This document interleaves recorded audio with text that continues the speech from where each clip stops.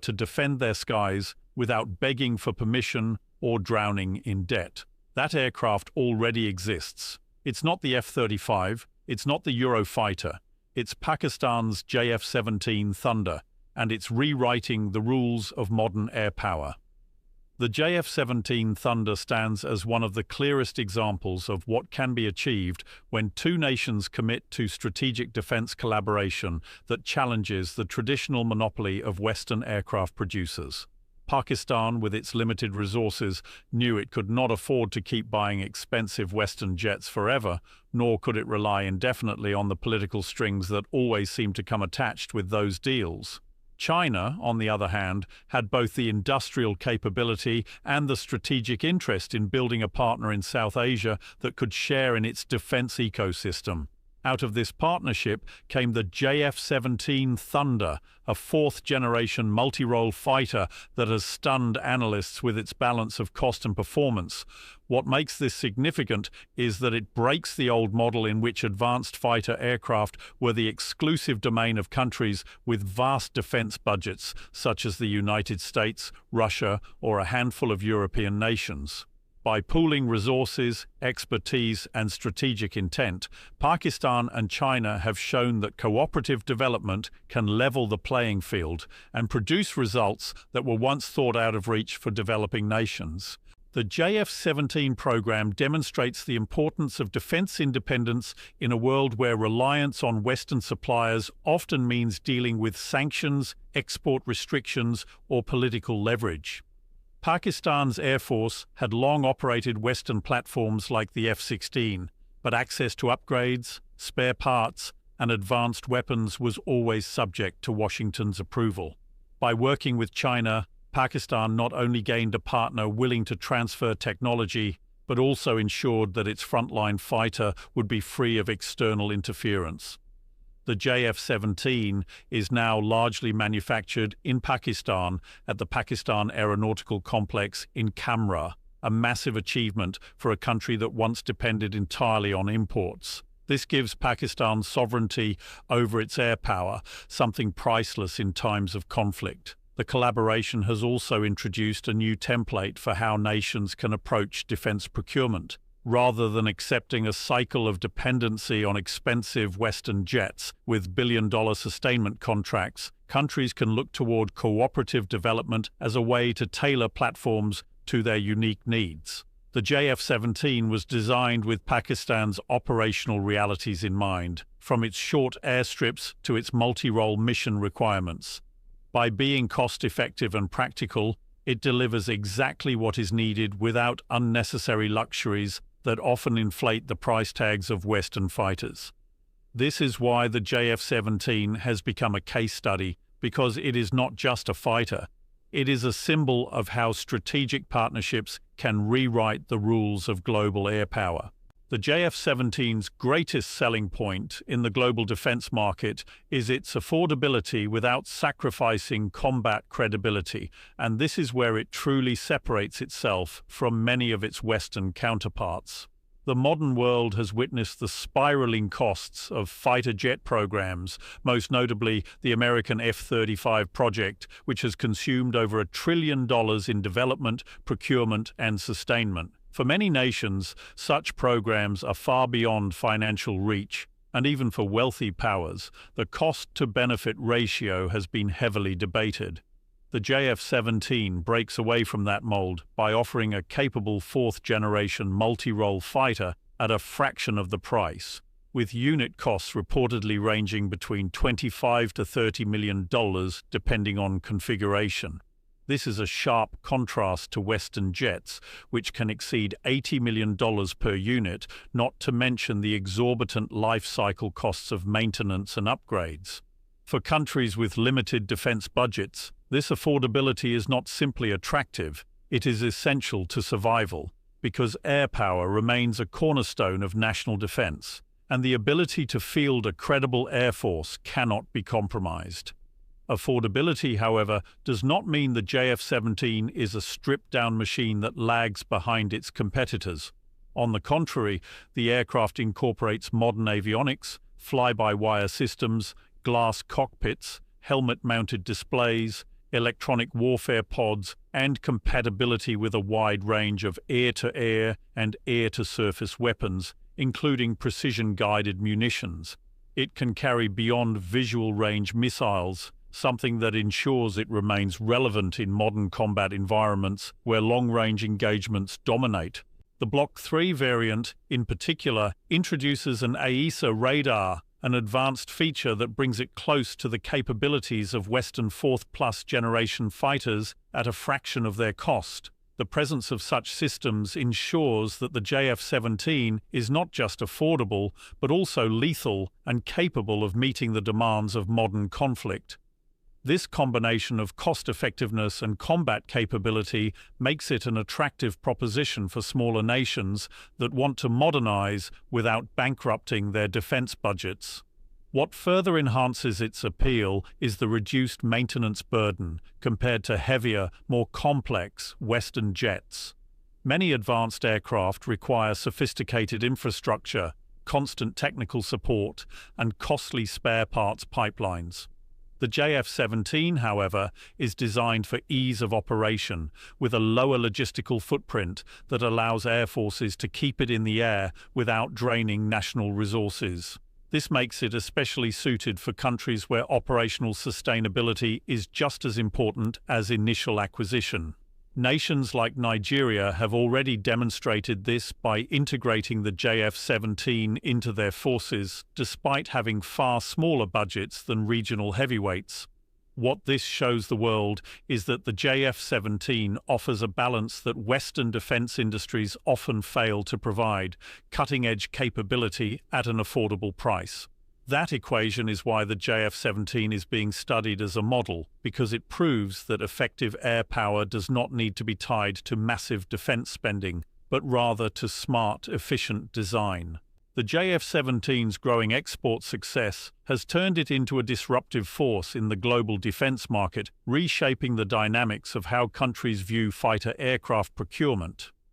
For decades, the market for combat aircraft has been dominated by a handful of players such as the United States, Russia, and a few European producers, with their products like the F-16, Su-30, and Eurofighter Typhoon monopolizing air forces around the world. These jets, while technologically advanced, come with staggering costs, long delivery timelines, and political strings attached, making them increasingly difficult for smaller or developing nations to acquire. The JF-17, by contrast, has emerged as a practical alternative that delivers much of the same functionality for a fraction of the cost, without the heavy political baggage. This is why nations such as Nigeria and Myanmar have already incorporated the aircraft into their fleets, while others have expressed strong interest, seeing it as an opportunity to modernize their air forces without sinking into debt or compromising their strategic independence. What makes the JF-17 particularly disruptive is that it fills a market gap that Western manufacturers often overlook. Many developing nations cannot afford fifth-generation fighters, nor do they need all the sophisticated but unnecessary features that drive costs upward. What they require is a reliable multirole jet that can conduct air defense, ground attack, and maritime strike missions with minimal logistical burden. The JF-17 was designed precisely with this practicality in mind. Its affordability, adaptability, and ability to operate in harsh conditions give it an edge in markets where the need for capable, yet cost-effective solutions is far greater than the desire for prestige platforms. For countries in Africa, Asia, and parts of Latin America, this represents not just a purchase but a strategic lifeline, enabling them to compete regionally without being excluded from modern aerial warfare. The growing export of the JF-17 also represents a symbolic shift in the balance of power within the defense industry. Pakistan, historically an importer of aircraft, is now positioned as an exporter, reshaping its image on the global stage. The partnership with China allows Islamabad to offer the aircraft without the traditional restrictions associated with Western arms sales, which often come with conditions on usage, alliances, or political alignment.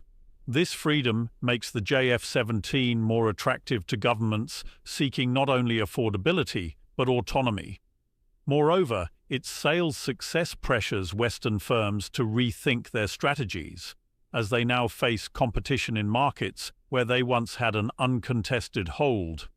The JF-17's ability to disrupt the status quo in the arms trade has elevated it from being just another fighter jet to becoming a case study in how innovation and affordability can transform global defense economics.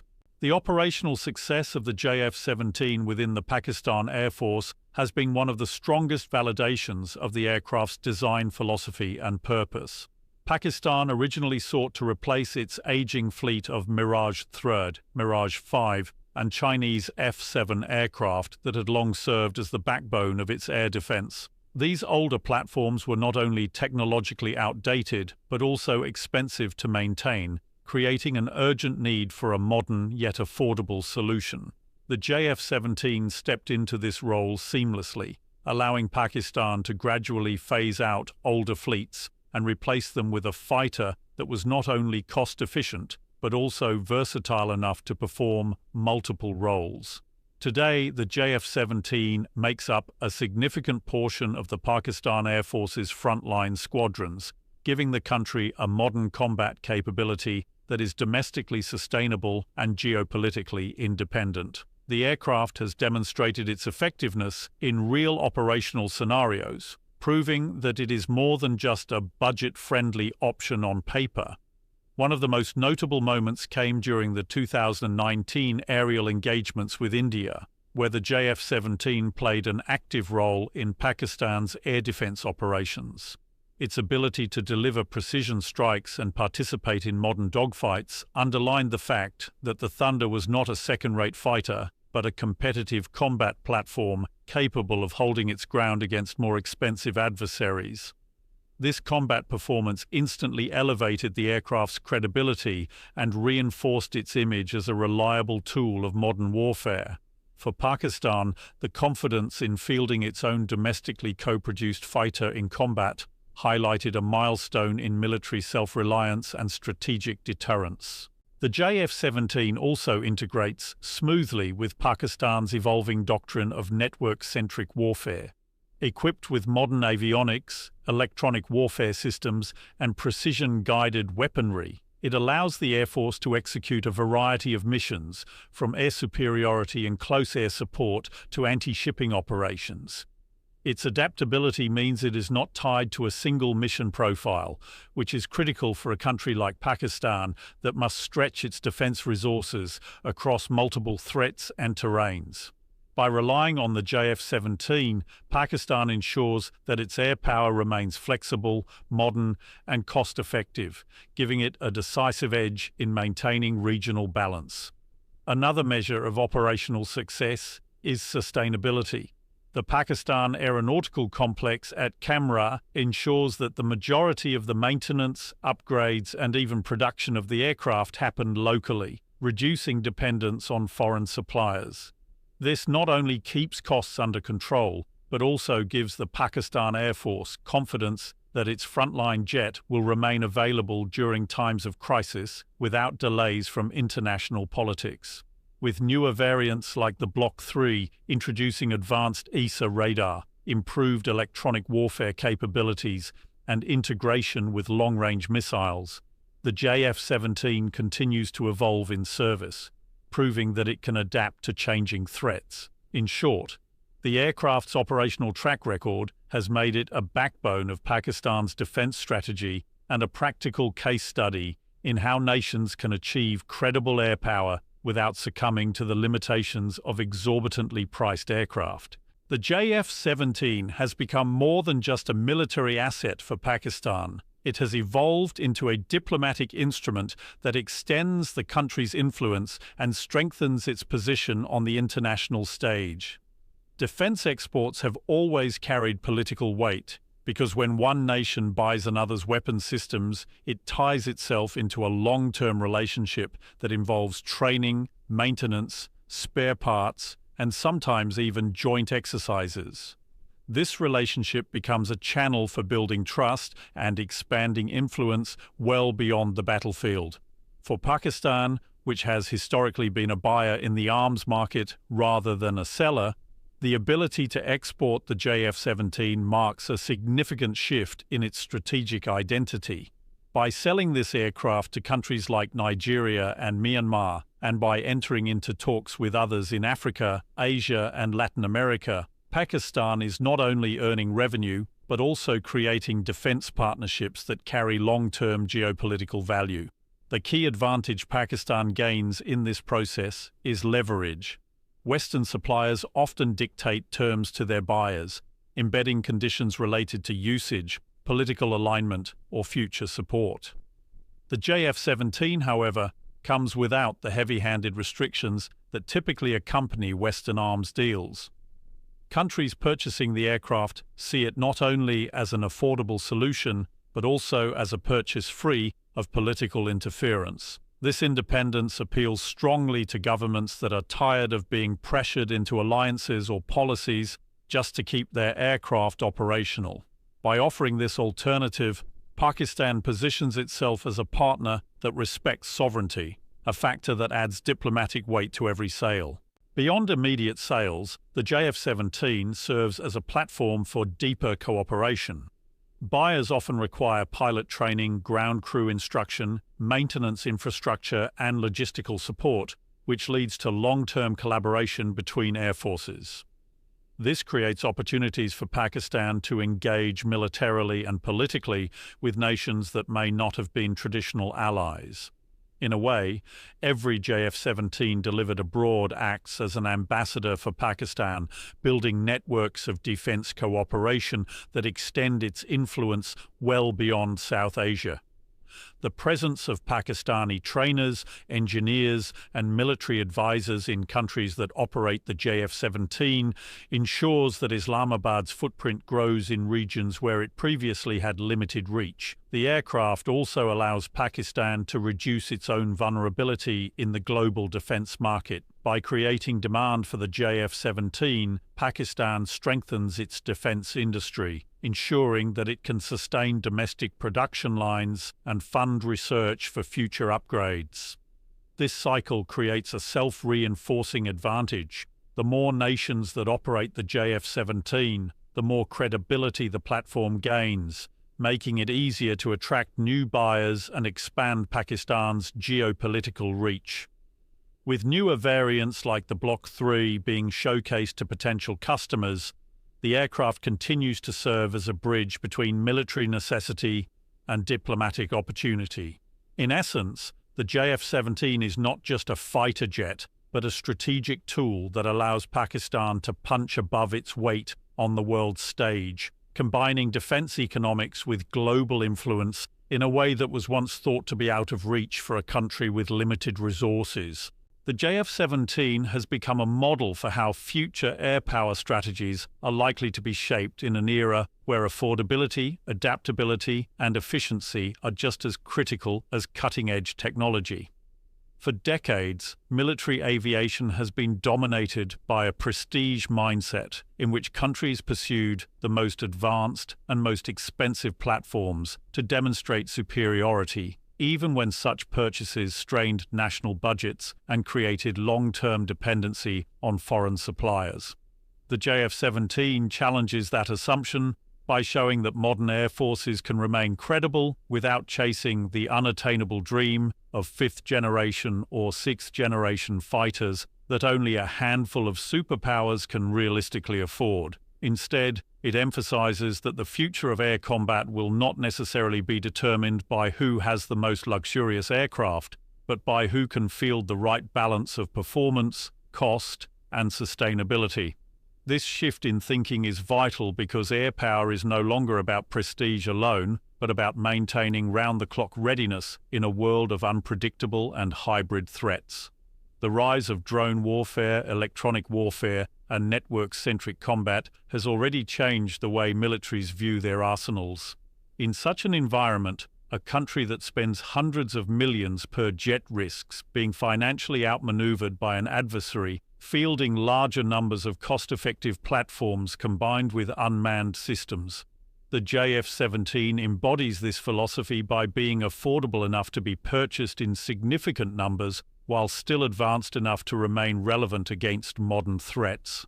Its design allows for continuous upgrades, meaning that future blocks can be tailored to evolving combat needs without requiring the development of an entirely new aircraft at exorbitant expense. This approach makes it attractive to countries looking to future-proof their air forces without falling into the trap of overspending. Another way the JF-17 serves as a case study for future strategies is its adaptability to multiple mission profiles. It can serve as an interceptor, a ground attack platform, a maritime strike aircraft, and a multirole fighter all in one frame. That kind of flexibility is becoming increasingly valuable as military budgets tighten and air forces seek platforms that can accomplish multiple tasks without requiring an entire fleet of specialized aircraft. This multi-purpose adaptability is precisely what future strategies are expected to prioritize, and the JF-17 offers a working model of how it can be achieved in practice. Perhaps most importantly, the JF-17 illustrates the broader principle that modern air power is not defined solely by aircraft capability, but also by sustainability and independence. Countries that rely exclusively on foreign suppliers for their most advanced jets often find themselves trapped in cycles of dependency, unable to upgrade or operate freely without external approval.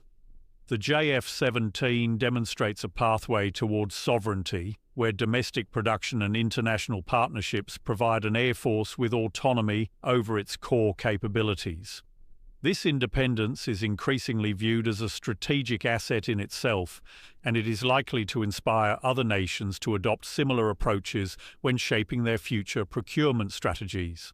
In this way, the JF-17 is not just an aircraft, it is a blueprint for a new model of air power that prioritizes pragmatism, cost-effectiveness, and adaptability in an era of rapid technological change and constrained defense budgets. The JF-17 has become far more than just a fighter jet. It is proof that cost-effective solutions can rival prestige platforms, that strategic partnerships can break monopolies, and that sovereignty in defense is no longer a luxury, but a necessity. Its success in Pakistan's Air Force, its growing appeal on the global stage, and its role as a diplomatic tool show that the future of air combat won't belong only to the wealthiest nations. It will belong to those who are smart, adaptable, and unafraid to challenge the old order.